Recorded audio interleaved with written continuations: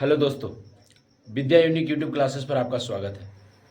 हम आधुनिक भारत में यूरोपीय कंपनियों का आगमन का 2 क्लास कर चुके हैं। आज तीसरा क्लास हमारा है, जिसमें हमने पुर्तगालों के बारे में पढ़ा, डचों के बारे में पढ़ा, अंग्रेजों के बारे में पढ़ा।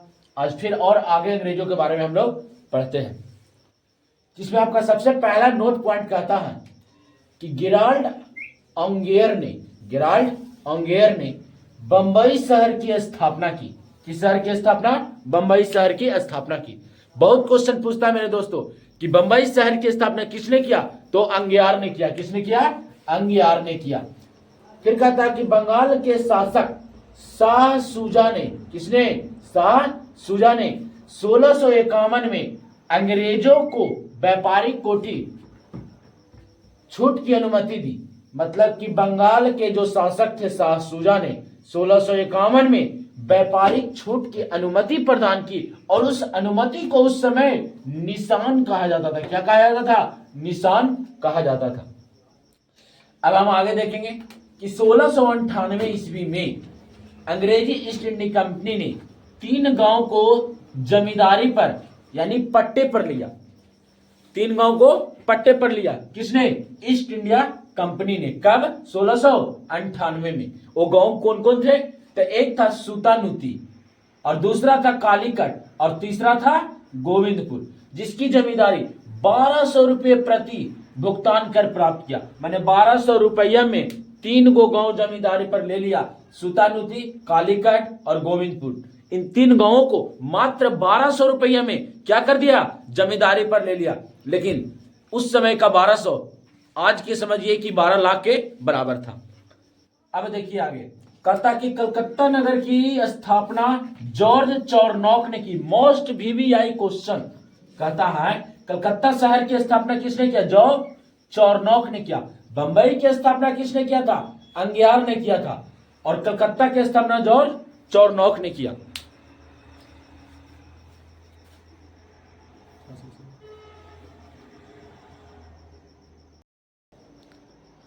चलिए अब हम लोग देखते हैं, जैसे ही अंग्रेज शासन कर रहे थे तो फ्रांसीसियों ने देखा कि क्यों ना हम भी शासन वहां करें।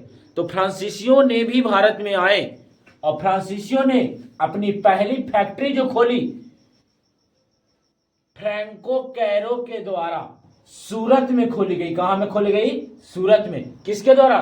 Franco Caron. सिर्फ आप याद रखिए, कैरो के द्वारा खोला गया। मतलब कि फ्रांसीसियों की पहली फैक्ट्री कैरो के द्वारा सूरत में 1668 ईस्वी में स्थापित की गई। अब कहता है कि फ्रांसीसी ने भी एक कंपनी बनाया जिसका नाम रखा फ्रांसीसी ईस्ट इंडिया कंपनी, जिसकी स्थापना 1664 ईस्वी में की गई। फ्रांसीसी ईस्ट इंडिया कंपनी की स्थापना 1664 ईस्वी में की गई। बहुत वीवीआई क्वेश्चन है आपका, बहुत बार पूछा जा चुका है कि फ्रांसीसी ईस्ट इंडिया कंपनी की स्थापना कब किया गया? 1664 में। अंग्रेजी ईस्ट इंडिया कंपनी की स्थापना 1600 ईस्वी में। डच ईस्ट इंडिया कंपनी की स्थापना 1602 ईस्वी में। चलिए आगे देखते हैं। कहता फ्रांसीसी गवर्नर डुप्ले, बहुत वीवीआई है जी। फ्रांसीसी गवर्नर डुप्ले ने कर्नाटक के दूसरा युद्ध, बहुत बार क्वेश्चन पूछ चुका गया है कि कर्नाटक का दूसरा युद्ध कब हुआ था? तो 1749 से 1754 के बीच। 1749 से 1754 के बीच। तो कहता कर्नाटक का दूसरा युद्ध 1749 से 1754 के बीच में कहता है कि फ्रांसीसी गवर्नर डुप्ले की क्या हो चुकी थी? हार हो चुकी थी। और इसके बाद भारत में क्या हुआ? जैसे ही डुप्ले हारा तो फ्रांसीसी गवर्नर सोचा कि अब उसको वहां रखे से कोई फायदा नहीं है, तो उस फ्रांसीसी गवर्नर ने डुप्ले को वापस बुला लिया और उसके जगह एक और गवर्नर को भेजा जिसका नाम गोडेहू था। क्या नाम था? गोडेहू। और फ्रांसीसियों का डुप्ले के बाद अगला गवर्नर कौन बन गया? गोडेहू। लेकिन जब बांडीवस का युद्ध होता है 1760 में, आप देखोगे बहुत वीवीआई क्वेश्चन है। बांडीवास का युद्ध कब हुआ था? 1760 में। तो अंग्रेजी सेना के नेतृत्व कर रहे थे आयरकुट। कौन कर रहे थे? आयरकुट। इस आयरकुट ने फ्रांसीसी गवर्नर गोडेहू के बीच युद्ध हुआ, तब बट्टी मार मारा, जिसमें फ्रांसीसियों की बुरी तरह हार हो गई और अंग्रेज जीत गए। मतलब कि बांडीवास का युद्ध कब हुआ? 1760 में हुआ। किसके बीच हुआ? अंग्रेजों और फ्रांसीसियों के बीच हुआ। अंग्रेजों का नेतृत्व कौन कर रहा था? आयरकुट, और फ्रांसीसियों का नेतृत्व कौन कर रहा था? गोडेहो गवर्नर, जिसमें फ्रांसीसी बुरी तरह हार गए और अंग्रेज जीत गए।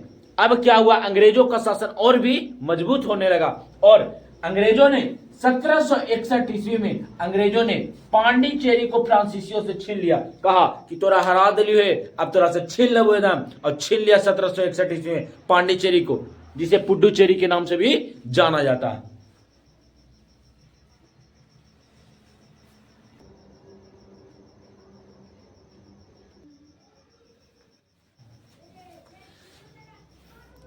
अब देखिए दोस्तों, आपसे हर एक एग्जाम में कंपनी और उसके स्थापना वर्ष, ये जो कंपनी है और ये जो उसके स्थापना वर्ष है, ये आपसे पूछते हैं।